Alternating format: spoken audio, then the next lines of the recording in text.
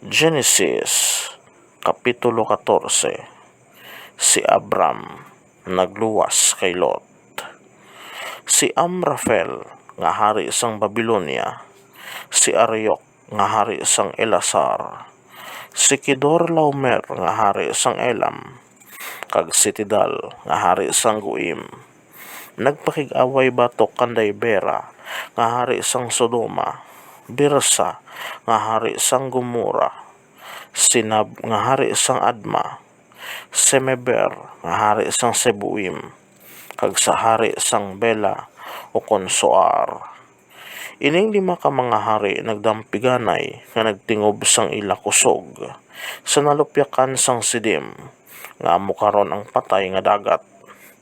Gingamhan sila ni Kedorlaomer sa sulod sang 12 ka tuig, pero sang ika-13 ka tuig nagbato sila sa iya.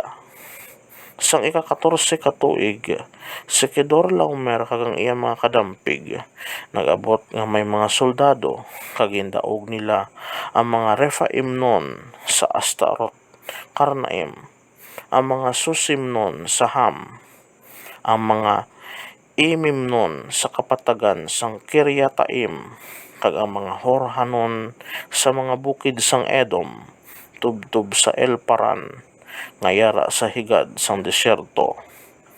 Sang ulihi, nagbalik sila sa Kades, nga ginatawag sadto Enmispat, kag ginagaw nila ang tanan nga kadutaan sang mga Amaleknon, kag ginlutos nila ang mga Amornon nga nagpuyo sa Hasason Tamar.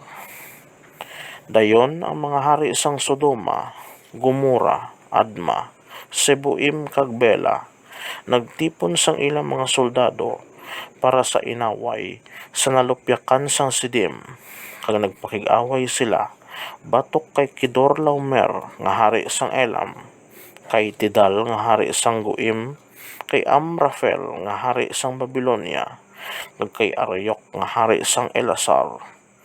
5 ka hari batok sa 4.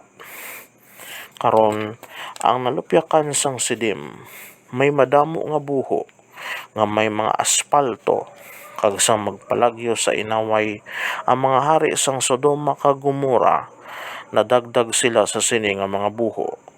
Ang 3 ka hari nagpalagyo pakadto sa kabukiran. Ang 4 ka hari nagkuha sang tanan nga makuha nila sa Sodoma kag Gomora. Nakip ang mga kalanon kag naglakat sila.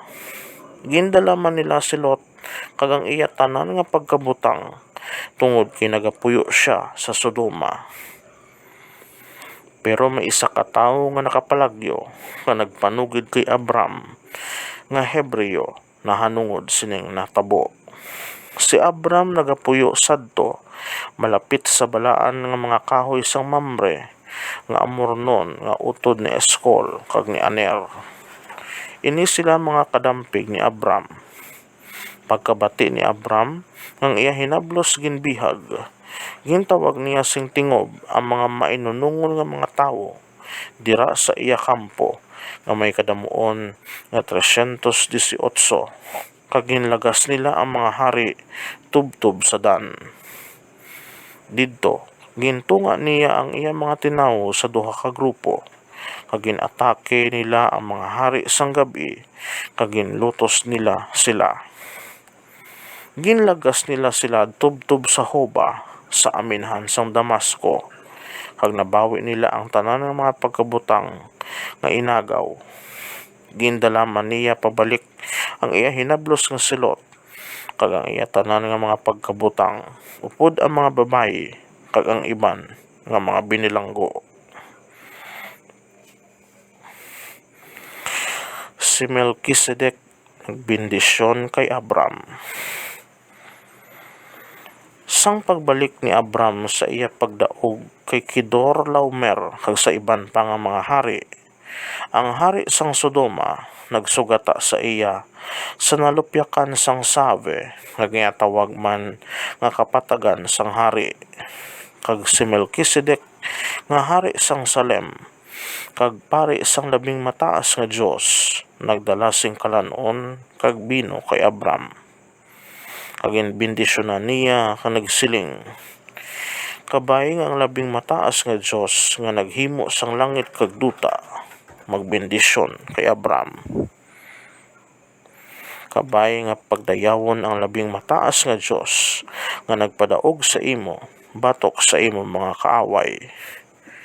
Kag si Abram naghatag sa iya sang 10 nga bahin sang tanan nga iya nakuha. Karon ang hari sang Sodoma nagsiling kay Abram, imo na lang ang mga butang nga napanguha mo, pero iuli sa akon ang tanan ko nga mga tinawo. Si Abram nagsabat, ginasumpa ko sa atubangan sang Ginoo, ang labing mataas nga Dios nga manunugas ang langit kag duta, nga hindi ako magkuha sing bisan ano sang imo pagkabutang. Hindi ako magkuha bisan hilo lang o kun higot sang sandalyas, agod nga hindi ka makasiling nga ikaw ang nagpamanggad sa akon. Hindi ako magkuha bisan ano para sa akong kaugalingon. Ang akon lamang batunon amo ang gingamit na sang akon mga tinawo, kag ang parte nga iya sang akon mga kadampig, si Aner, si Eskol, kag si Mamre magakuha sang ila parte. Mga kaabyanan, inyo bantayan ang isa naman naton ka episode, ang Genesis Kapitulo 15. Madamo gid.